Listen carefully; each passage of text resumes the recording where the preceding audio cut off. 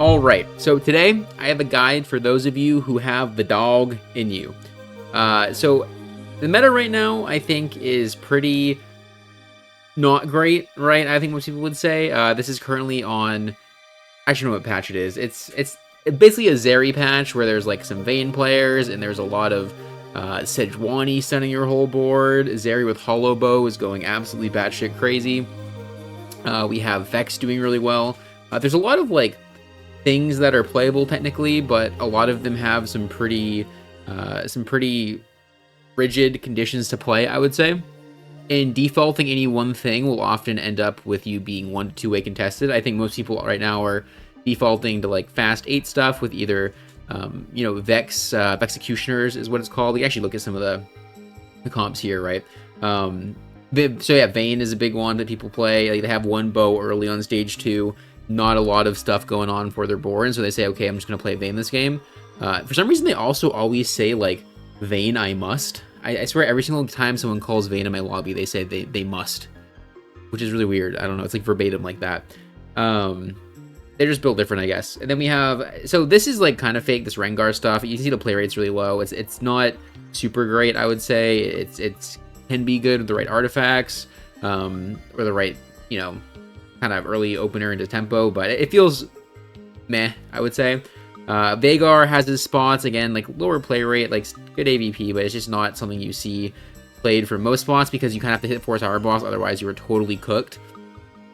TF, again, like similar thing where it's like hard conditions, tough stuff to play. And then you see like these other popular comps, right? These are the ones that you'll be contested on almost every time you play them. Hollow Bow Zeri, really important thing to be aware of in the meta. Same thing here, Brand, Zig stuff, like, you go fast 8, fast 9, play around 3 to 5, or 4 to, I guess like, you kind of just only play 4 techie. You can play 6 techie with like a techie spat, I guess. But like 4 techie, 4 cyber boss, often you end up on. Sometimes you'll play like 3 street demon or 5 street demon, depending on what you're hitting. And then I want to see, I think Executioners has to have a big play rate. Did I skip it? I did, okay. It's like, so it's not, doesn't look super big here, the play rate, but I swear there's like 2 every lobby right now for me. This might all change, like, depending on what elo you're in as well, but that is to say that I think there are a few things that people like to play a lot, and playing against them can feel really suffocating. If you are someone who, when you're playing from behind, you want to default to like Zeri, and then there's 2 people also playing from behind in your lobby besides you, and then all of a sudden you're just three-way contested Zeri, hoping to hit your Zeri on 8, hoping to hit your Sejuani's on 8. It's tough, right? And even like these comps have a lot of overlap too, where they both play Sejuani, they play some of the back line, like the Varus's, they both play like Mordekaiser. The Brand board also plays Mordekaiser. The Vayne board and the TF board both want to hold some Vanguards. There's not a lot of overlap here. There's like a new version of TF popping up that's more like level 7 reroll centric with like Braum and Draven and stuff. But that is to say that there is a lot of being contested right now, and a lot of like kind of stagnation in terms of how fights play. Almost every single board is just like a long fight, right? It's like Slam Rageblade for like TF, Vayne, Zeri. I'd say Vex is the exception to that. Vex is cool, and that Vex is like a faster fight, just kind of blows shit up. But even then, like, you see, like, they can play into long fights, like Archangels on Varus and stuff is very good.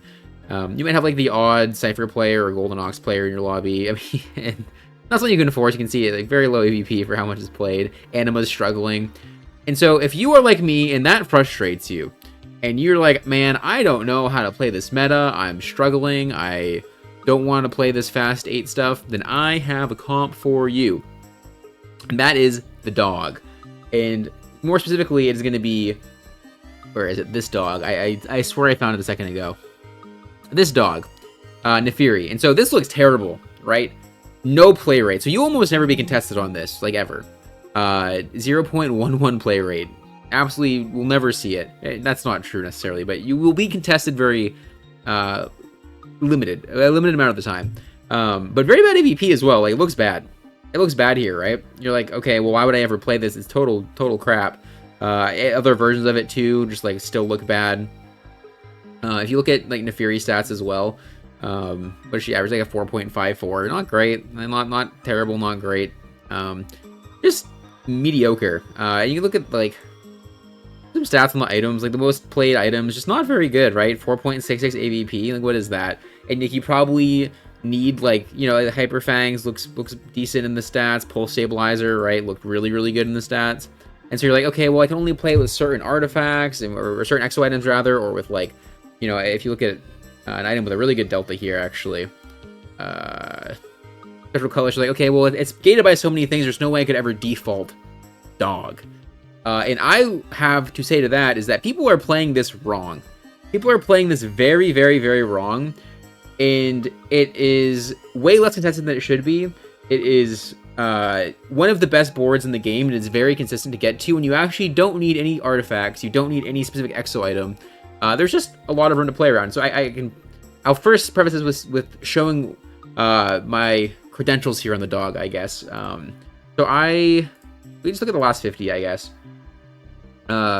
Most gained LP is I have 14 games with the dog in the last 50. This was like kind of before I figured it out as well. You can see average a three there, but last 20 I played it 7 out of 20 games, averaging like a 2, winning half of the games approximately. And so I have had a lot of success on this, and I would like to share how to play this and how to be successful as well. Because you can see like, well, these aren't dog games, I guess. There's a dog game there, that's a second. Dog game there, that's a second.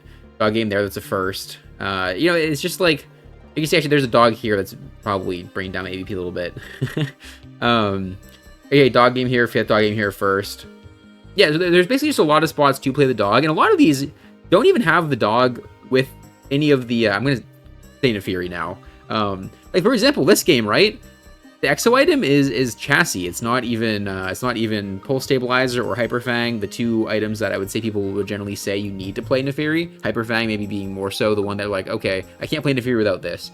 But there are some constants here, some constants rather, that you will notice. Every single game I have GA, Edge of Night. Every single game I have, not every single game I guess, but most games I have Even Shroud.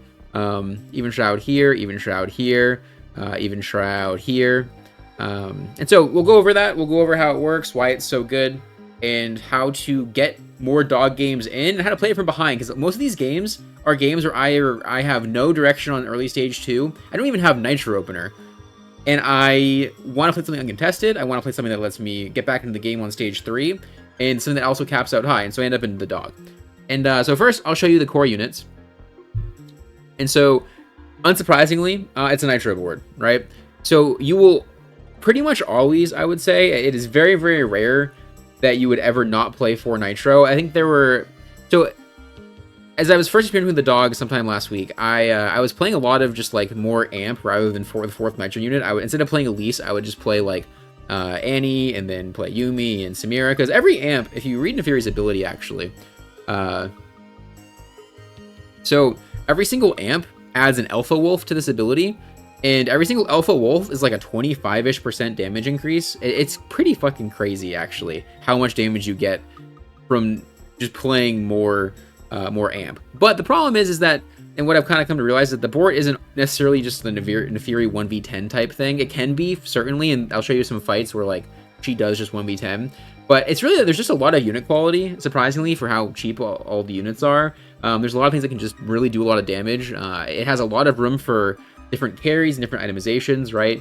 You can play Nidalee dual carry, you can play Elise dual carry, you can play Jhin dual carry, you can play Shyvana secondary tank, not dual carry, really, I would say. But there are some things that you need to make the board function, and some things to keep in mind about what exactly makes the line work, particularly like through stage 3 and through stage 4. So I would like to first start talking about itemization. And so I think the most important thing, bar none, with itemization on Neferi is that you need Edge of Night.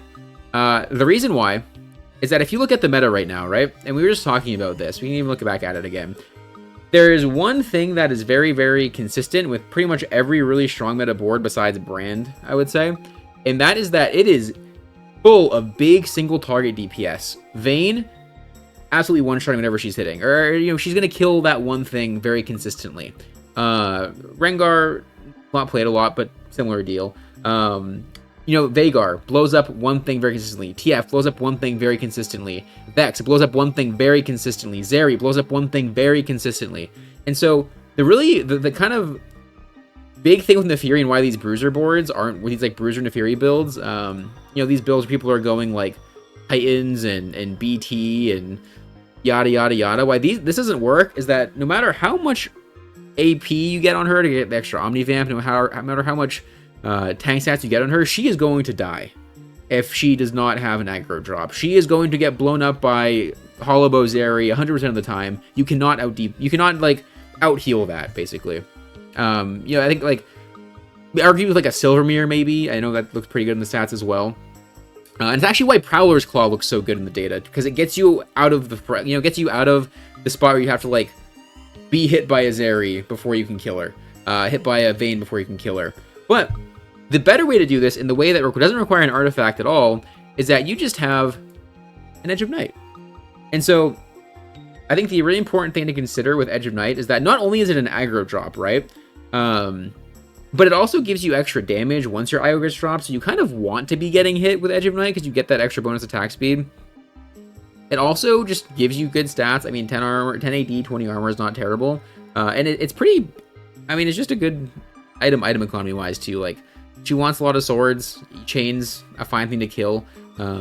Yeah, so outside of Edge of Night, the big thing with Neferi, too, is that you need to do damage. And so I think the core to Neferi is pretty much always something like this. I would say it's always Hodge, IE, Edge of Night, and then Hodge can come out for Hyperfangs, and IE can come out for Pulse Stabilizer. Let me grab those. So what you can do is you can say that you always want... Actually, I can just do this. Oh my god. Convenient, huh? So you always want some combination of the ability to crit and like a little bit of extra healing, it mixed with some damage. I don't think this item almost never wants to be BT. You can make BT and then move it later, and I'll talk about some options to move it to later. But I think it's really important to make sure that you have an Neferi that is doing damage, because if she is not doing damage, she shouldn't be on your board. One of the big things in Neferi is that she is going to be able to blow up literally every single tank in the game. She can kill Jarvan 3, she can kill like fully itemized Sedge 2, she can kill Leona 2s, as long as she's not dying. And again, the Edge of Night is like way more effective at making her not die than any other like Titans or BT or anything you'd put on her that's bruisery. And then this damage lets her get through that, because she's one of the highest single target DPS units in the game, and also she literally can't waste damage with how her spell works. All the dogs, if she would overkill something, they just go to the next target. And so she is really, really good at just killing a frontliner. You know, I think there almost never have I seen a Sedge cast twice against an Neferi. At least, you know, when I'm playing Neferi, because when you build her full damage like this, what happens, let's say it's like a Sedge, we can even like make this a full board real quick. Let's say there's like a Sejuani 2 here, right? And we can even, we'll watch some videos of this later. Let's say there's like a Sejuani here and a Zeri back here, right? Where is Zeri? Look like, oh, that's what it looks like. There's Zeri back here. So all that happens is that all this damage is being pumped into this thing from this and from, we'll talk about these two as well. But basically, you're killing this unit fast enough that it only ults once, and then Zeri's killing this, you know, at the start of the fight, whatever. Pops GA, goes onto this thing that can also be Sejuani eventually, obviously. Can also be Shyvana if you want a tankier option. But basically, you're killing this before this ever dies. This will not die before this dies, ever. Ever, ever, ever. As long as you're building Edge of Night and then also going, like, tank items here. I mentioned earlier that Even Shroud was another thing that you saw in every single game. And I think the core kind of build here is that you always want Even Shroud on the unit next to Neferi. And you always want to make sure that it has, like, some kind of tank items, right? So, like, Even Shroud, I think I'll often make Protectors. Yeah, like a Warmogs, whatever. Basically, whatever you have stuff for. Yeah, I would not prioritize too many tank items here. I think Even Shroud is super high prio. And then you just want to, like, try to get Neferi items for Stage 2 and Stage 3 and, like, early Stage 4 and whatnot. But yeah, I mean, it's very simple how it works. I think the big thing with this, too, is that, and this is maybe the biggest difference between Bruiser Neferi and this version of Neferi, is that this lets your Neferi wrap very, very, very consistently. When I say wrap, I mean let's sort of like get around 2 backline, right? If you go Bruiser Neferi, you can't put her in a spot to get hit first, because again, she will die, and it ruins the whole unit. It ruins the whole way the unit wants to play the fight if she is in a position, if she can't be in a position to just like sneak past frontline. Because what will happen here, right? Let's say there's like a couple units here. She'll kill this thing, This thing will then be hitting this thing, which is pretty tanky. It's again, it's a Sejuani or it's like a Shyvana 3 normally. It can be a Jax 2 and still be tanky enough if you have enough oomph in the back line. But basically, she's gonna kill this thing. She's gonna like go like here to hit this thing or here if there's a unit here, or she'll go like here to hit this thing, and then she just walks to backline. Simple as that. And then she just kills a lot of backline. Well, again, we'll show you some fights. But really, really critical to have this Edge of Night to enable that type of fight, because if you don't have this, it all falls apart. It entirely falls apart. She doesn't function as a unit, which is again why those Bruiser builds are super bad, and why Special Cutlass looks good in the data. Special Cutlass looks good in the data because it's kind of like a stopgap measure to fix this. I actually played a game of Special Cutlass the other day, and it felt worse, to be honest. It has a very, very good delta in the data, and it's supposed to make her a lot better, but it just felt worse than doing this because it felt like I had an artifact committed to something that I could just be doing with normal items, and having a different gold augment or whatever resource that was. And I think it's just because people are playing Nefiri so wrong that the data is like kind of skewed. Like, it's still a good item on Nefiri, but I think it is not actually that much of a diff. It just forces people to play Nefiri like this. This is how you're supposed to play Nefiri. So let's talk about other items. This is a board that is super, super, super, super flexible with itemization. You know, I think core obviously is Edge of Night, i.e. Hodge / one of these maybe instead of one of these two, then even Shroud. Let's say you don't have one of these two. All of a sudden you have these 3 items and you have like a tank item here, right? You have Corrupted Chassis or the Lantern one that makes this Jax / Sejuani way tankier. And it's a free, really effective item. You don't even need it to be on Nefiri, right? Or you have like Hollow Bow or Flux Capacitor is like not great. Let's say you have Hollow Bow, right? And then you have Hollow Bow on Jhin. You're like, okay, huge. It's just an extra source of damage. And then you can put items on Jhin in this comp, you can put items on Elise in this comp, you can put items on Shyvana if you just get too many tank items, you can put items on Nidalee if you hit Nidalee 3, if you have like a second GA, or Edge of Night, or you get like the Edge of Night augment, for example, that gives you an Edge of Night and makes Edge of Night give you some attack speed. You can just slap one on Nidalee, one on Nefiri, and then she becomes a pretty effective secondary carry. And so that is to say that there is no item that is bad on this board. And there are a lot of resources being kind of handed out right now in TFT, right? There's like all kinds of portals that say get a bunch of items, or hacks that say get more items. And so you will always be able to make really good use, really effective use of pretty much every item given, right? So you can go Morello's Elise with like tank items on Jax, then extra AD items on Jhin, and then let's say you get, that's actually a funny game I played yesterday where I had like Buried Treasure 3 into like Call the Chaos, and I got the triple Hull Crusher thing, and just played triple Hull Crusher Shyvana 3, and it was so tanky and so good. So no matter what, like, you're hitting something, right? Something can use your items always, and so you don't have to worry too much. You can just make stuff. You know, save your swords for Nefiri, save your gloves for Nefiri potentially, but you can just make things very frequently. You can also just like make Last Whisper on Jhin if you don't have Even Shroud components. That's fine. It's just very handy to make Even Shroud because she doesn't want any belts and she doesn't want any cloaks on her, right? So it's like very easy to make an Even Shroud. It makes the unit tankier as well. It plays into this whole like idea of Nefiri dropping aggro and then this thing taking aggro and tanking for a while. That's actually why the tank items on this Jax or whatever unit this is are very important, because this unit needs to stay alive for like a decent amount of time as Nefiri drops aggro, right? Because she'll heal the full again immediately. She'll be very tanky. It can like last only a few seconds and be okay. It just needs to last for at least a few seconds. And then you'll just like run over their whole board basically.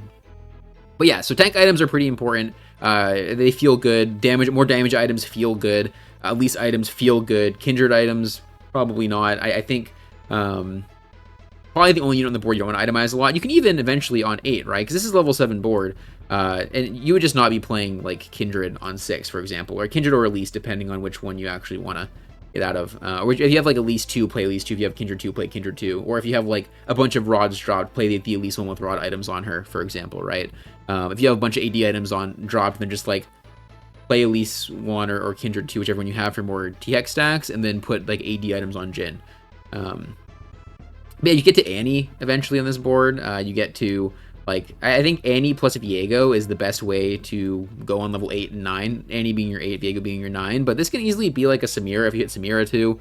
It can be like, probably not a lot of things other than that. It can be like a Yumi for a bit as a stopgap. There are a lot of options, but Yeah, it's very, very high cap, and we'll show you some ways that it caps really high later. But TLDR is that it's very good, and so I think one of the most important parts outside of positioning and itemization, which again, itemization, you just want to make sure you have these, like something akin to this on Nefiri, just a lot of damage and an Edge of Night, and then you want to make sure that you have you know, even Shroud plus like some tank stuff, and then you want like more damage items or like anti-heal on Jhin and Elise and yada yada yada yada, right? Even though Annie, by the way, does anti-heal technically, you always want to make anti-heal still, because it's just Annie is late to the board, generally speaking, and she also isn't going to anti-heal very effectively because she has to get to her Tibbers cast to make that happen. So always, you know, prioritize Nefiri items plus anti-heal plus even Shroud, and then do whatever from there. From there, the world is your oyster, right? And the really nice thing about, again, with that itemization is that you'll almost always be able to get a bunch of items here for free, because you always get an exo item, which you can put it on anyone. I think the tank items are important, the Nefiri items are important, Jhin items are important, or say secondary carry items are important, not necessarily Jhin, but and so you always get something. Like, there's no exo item that's bad, except for Fluxipaster being like kind of bad, but not that bad, I think. It's like fine on Jhin, but not something you'd really want to do. Maybe you could even play like Zeri or something if you hit Zeris, but kind of the whole point of this is that you're probably not hitting Zeris because it's 10-way contested every game. Yeah. Okay, so I want to talk about roll timings a bit, because I think it is really important to talk about what is probably the biggest strength of this board. And so on 6, because this is a 2-cost reroll board, right? And generally speaking, when you play a 2-cost reroll board, you're rolling on level 6. That's true for TF, that's true for... I mean, it's kind of changing a bit, actually, right? Because you roll a little bit on 6 for TF and Vayne, and then you roll on 7 for, like, the 3 costs as well. This is like a true-blooded, just roll on 6 2-cost comp. And so your level 6 board, often, right, is just going to be this. Because you won't have Elise yet, normally, I would say. It's going to be Shyvana, Nidalee, Jax, Nefiri, Jhin, Kindred, right?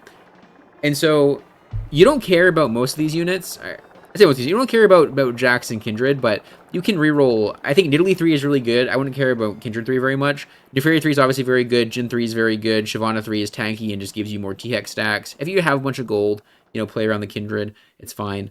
But basically, these 6 units are incredibly strong on stage 3 and even on stage 4. And so essentially, the whole idea of the board is that if you have like a well itemized Nefiri, even Nefiri 1 sometimes, going into stage 3, because you don't even need any T-Hex stacks, right? You don't have to have Nitro Opener to play this. You can just say, you can have like 2 swords or like a sword and a chain and a Crick Glove or something, and say it's a Nefiri game, just off rip. And how it goes is that you can lose a lot of stage 2, you get Nitro in as soon as possible, and then on 3-2 you look to stabilize. It'll take some finagling, right? You'll have to play the comp a few times probably to, the line a few times to be able to get used to what actually is stable and what isn't stable. But you'll get to some variation of this board, generally, you know, the only variation being that like Elise over Kindred, potentially. And so as long as you have like some Nefiri items at that point, you will win pretty much every fight on stage 3 with like very little investment. So that is the biggest strength of this comp, is that the level 6 is absolutely disgusting.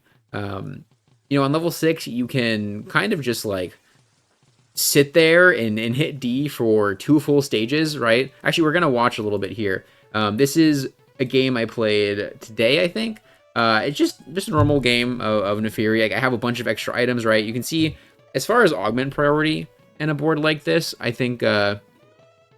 you generally speaking want anything that gives your team items is very, very good, because you have so many things to put items on.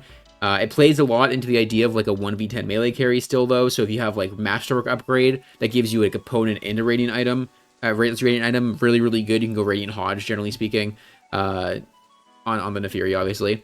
You can go anything that like gives your team just more stats in general, like no scout, no pivot is very good for this board. I'm sure like investment strategy, things like that give your board HP are probably pretty good. But basically, you just, you know, you want to get items. You want to get a lot of items. Actually, let me show you what stage it is too. I just realized you can't see that. 1 second. Boop, boop, boop, boop, boop, boop. It's 4-1. It's 4-1. And so this board, I do have a Sejuani, keep in mind, which is useful. It is better than Jax 2. I would generally play Sejuani 1 over Jax 2, but then Jax 3 over Sejuani 1. But I want to show you some fights here, because these are going to be boards in stage 4 that are pretty average, I would say, right? given the tempo of a normal lobby right now. These are boards that people roll on 4-1, they hit like one Vex or one Zeri and one Sedge. They have all their items. Like this person, for example, right, has 3 combat augments, very strong combat augments. It is somewhat one-star frontline, but that's pretty typical, I would say. They have their Vex with perfect items. They have a Jhin with some good items. They have a Sejuani. This is like a pretty average stage 4 board, right? And my board doesn't look that good. It's Neferi 2 still. I'm still pretty far away from Neferi 3. I'm Sejuani, which is useful, but not much better than a Jax 2, I would say. I have Elise 2, which is really good. But I'm Jhin 1. I'm Shiv, Kindred. Nothing crazy. I don't have like a super huge robot yet or anything. I think it's a very reasonable board to be on, and this board is going to have a totally fine time on stage 4. You can see, like, again, this is like a very typical Vexecutioner board. And you can see the wrap there too, right? She just gets to wrap on a backline. And the fight's really nice. It's really nice. She just gets to kill a bunch of stuff. She kills everything but 2 units, and it's totally fine. We can look through a lot of stage 4 here. I see I take Masterwork Upgrade here just to get even more items, even more value on the thing. This board is a brand 2 with Radiant Jewel Gauntlet. Right? A bunch of upgrades, a bunch of items, and I'm sitting here on Neferi 2. Surely I'm gonna get. They have a Viego as well, right? There's no way this fight's gonna be good. But look at it, right? We get to backline a little bit because of the positioning. We get to wrap a bit. Get to kill the Ziggs, and then we're gonna kill that. We're gonna walk to backline again, and then lo and behold, this fight that should probably be a blowout is a 1-unit loss. Right? So it's 4-2. I'm under no pressure to actually 3-star my Neferi right now because I don't need to. This Neferi 2 is getting me really good losses, and I can just sit here and play for my cap. You can see as we go forward here a little bit more as well. Right, this board looks really strong too. It's upgraded frontline. It is Zeri with Radiant Rageblade and Pulse Stabilizer, which isn't amazing, but is decent. It does have a Mundo on it, but they didn't hit their Sejuani. Some people are not gonna hit their Sejuanis. You're like, oh man, how am I gonna kill this board? It just falls over instantly. It literally just drops. And this board, I beat on my crappy little board. Going into later this parts of the stage, I'm rolling a little bit more aggressively because I'm just starting to see them. This is it's Gigabis Zeri, Gigabis Zeri, and so I get rolled, and that's okay because this is later half of stage 4. That's gonna happen. This guy hit a ton, right? So you're like, oh man, this guy's probably winning the game. Crazy. Nothing upgraded yet. I do hit the Neferi 3 here, right? But I'm able to roll. I'm able to take like 3 or 4 rounds at the start of stage 4 that normally when you're playing a 2-cost reroll, you're getting blasted, right? If you're playing TF2 early stage 4, or like Vayne 2 without like upgraded Jarvan and stuff, which at that point you're level 7 and had to spend more money than you want, probably leveling up. You're having some really hard fights and you are losing HP at a pretty exorbitant rate. In this situation, I got 2 really good losses, 1 win, and 1 loss to the guy who Giga hit, which is totally fine. Which, it happens. I'm actually curious, what do we play now? So now we're playing, I think we're winning now. We're playing in person with Radiant Hodge Vex. Yeah, I think are we winning?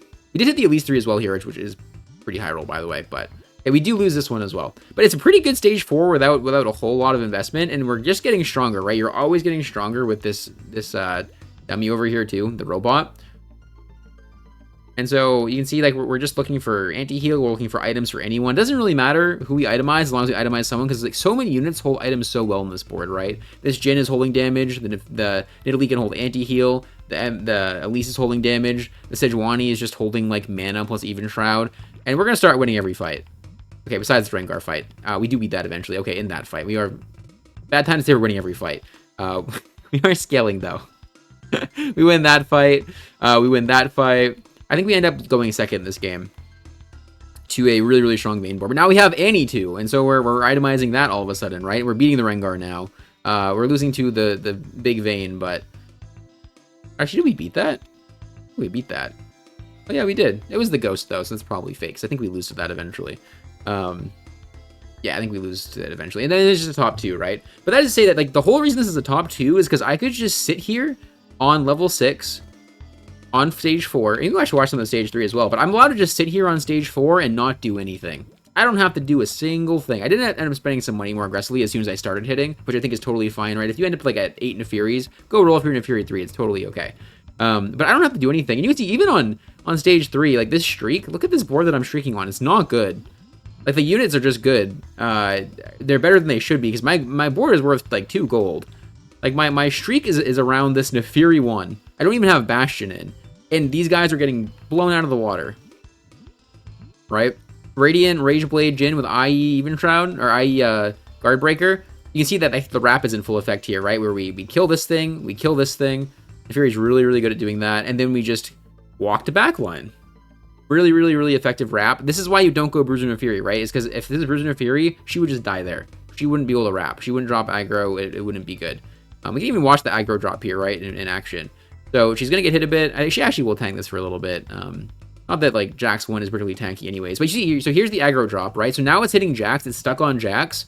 And Nefuri just gets to live and heal back up to full. And by the time Jax dies, which he did die eventually, but actually it was tankier than you'd think maybe. By the time Jax dies, Nefuri is full HP and in a position to just drain tank the carry as she kills the carry, which is really, really effective. I mean, it's just, like every single fight is just going to be a steamroll because once you're Nefuri 2, like this board is just absolutely insane. You don't need anything in particular, right? Here I took Coronation because it's a full item and it also is lets you play 4 Nitro early. But this is just a good example of like a stage 4 that is really, really effective and how good this board is for free. I can show some of the capping of the board as well. So here's a board where we are. This is like towards the end of a game. Actually, is this game? This is just us beating Zeri, I think. Oh yeah, this is in this game. So this Zeri is the scariest thing in the game right now, right? This is Zeri 2 with Radiant Rageblade, Hollow Bow, Pulse Stabilizer, double mana Sedge 2. It's Aurora 2. This is like the thing to beat right now. And watch this fight. I'm on Sedge 1. I'll let this fight speak for itself.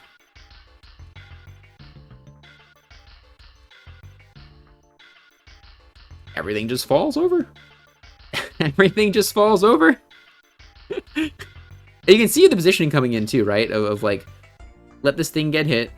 She gets her aggro drop. It's really, really effective. Yeah. You just beat really, really crazy high cap boards. This is actually another version of the board, not from the same game. So this is this board versus another one of the highest capping boards in the game. Silvermere Jarvan, for anyone who has not played it, is one of the best things in the game right now, on top of just like Jarvan being one of the best units in the game right now. So this is like Gigabis Jarvan with, a ramping fight. They have a Radiant TG on their Zed, really good Vayne items, obviously. And we just kind of stat check them. This is an Exalted Adventure cash out, right? Like they are very, very, very strong. But the cap of this board, right? You can if you have AD items, because for example, in this situation, because I have AD items, I went to play Samira. If I had AP items, I could just play Viego, or I could play like I guess I could just play Itemize and Annie instead or something, right? Like there's all kinds of things to put items on. No item is wasted. You see, every item you get is a huge spike, and this fight's not even close. It's not even close. Admittedly, I had been losing up to that point until I got to 10, but you have a lot of room to play with, basically. Yeah. So that is just some examples of the board. I think, and hopefully now you're like, okay, well, I'm interested. I think Nefuri could be good. And so I want to talk a little bit more about just like roll timings and playing around it wisely. So I think it's really easy to not cap out with Nefuri. And you have to be really, really aware of how high you can cap and be willing to sack, or not sack per se, but be willing to like be patient in spots that are really, really tempting to roll in. Because if your board is only Nefuri 3, you're going to lose the game. You probably won't go 8th, but you will not have a great game. Because you need something else to do damage on your board. It doesn't have to be anything in particular, right? It can be Elise, it can be Jhin, it can be Nefuri, or obviously it's Nefuri. It can be Nidalee, but you need something, right? And so you can, if you have AD items, maybe play more heavily for Jhin 3. If you have AP items, play more heavily for the Elise 3. If you hit Nefuri really fast, and you don't want to keep rolling though because you're really far away from Jhin and Nidalee, make Annie items. Go level 8 and play around Annie, and she's also a fantastic extra carry on the board. There's a lot of fluidity with what you can do and a lot of ability to react to what you're hitting. If you get 8 earlier, maybe you hit a Sejuani as well. you know, your lucky day. You can also play Jax 3 for what it's worth. Like, rolling for Jax 3 is not bad, because again, the unit doesn't need to stun. And Sedge is good because she buys a lot of extra time from the stun, but Jax 3 buys even more time than a Sedge 1. Sedge 2 probably better than Jax 3 often, but I think it's hard to sell a Jax 3 for a Sedge 2. But yeah, I would say, like, probably don't ever try to, like, build Zeri items and play around Zeri, because you'll just get there later than the other Zeri players and then not be able to hit. But there are a lot of ways to just, like, play things. Again, you can, like, hit a Samira and then just make it more AD items and play a Samira if you're only on Jhin 2. A lot of really good fluidity there. There are also some cool positioning tricks you can do and to abuse some of the ways people are positioning in general right now. Actually, we have a cool one here I'll show you. And so, this is the enemy board, this is our board. There's a lot of people who are doing this positioning currently, where like their carries in the corner, but their last frontliner is here. And the reason this is twofold. No one plays melee carries right now, outside of Zed, who's getting on your backliner anyways. And everyone's playing Sejuani, right? And if Sejuani ults this unit, she can never hit this corner, which is why people put their stuff here. This is something you'll see constantly, like absolutely constantly, on Vayne boards, on Sejuani boards. People will not want to get their carried CC'd, so they will position like this. And if you position like this, right, you just put 7 units in your front line. You can like frontline your Kindred here, you can frontline like an Annie one here just to make more slots. You have to make sure this unit's a melee unit though, I will say. But if you do this, what happens is that this walks up, this walks up, this walks up, and if Nefiri sees an opening, it goes all the way to back line. And so I'll show you one fight here where that happens. But this is something that happens a lot. You can do this a lot. Oh, I think my clip is a little bit wrong, but basically, at the start of this fight, I just did this positioning, right? We wrapped around the front line and get to the Vayne 3 for free. And so we just start the fight by killing the Vayne. Even though my board isn't that good, we beat Slumir Dawn J4. This is actually the J4 that we eventually end up beating at the end of the game too, but it's like a free round into a lot of people. You'll often have more than one person in your rotation positioning like this, and so you can abuse that pretty heavily.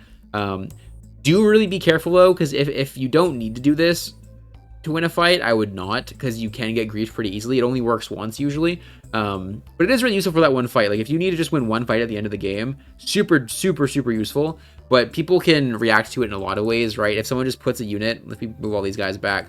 If someone just puts a unit here, your Fury can't walk up now, and she just is stuck here, sitting, you know, like a sitting duck.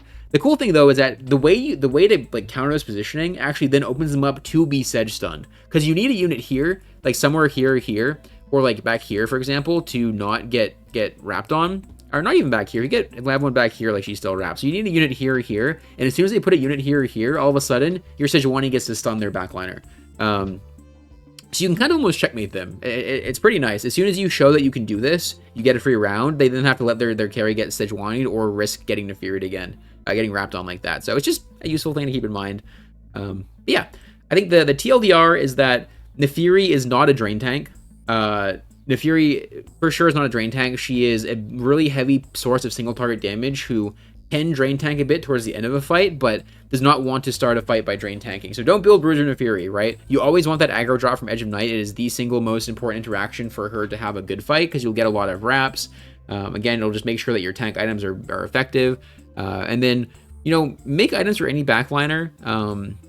I think Jhin is great. Elise is great. Elise is probably a little bit better than Jhin to put items on, but if you just have Jhin 3, I mean, it's Jhin 3. Sure, go for it.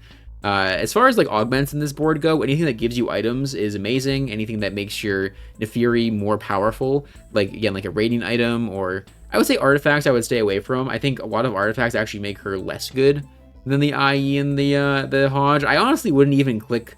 God, what's it called? Spectral Cutlass, the one that's really good on her in the data, because you don't need it. You know, if you just position well, you know, look for opportunities to wrap, make sure you're positioned like this. In general, it can be this side or opposite side, right? You can do the same thing on opposite side. It doesn't have to be this side. You can do this. I often like to keep the T-Hex and the Shyvana on over here. I've been experimenting more like T-Hex here, and it feels pretty good once your T-Hex is big, which is nice. But you know, you like position properly. Make sure that you're giving your Nefiri an opportunity to wrap. You'll kill big tanks for sure, as long as these things are like these backliners are hitting the same thing as Nefiri.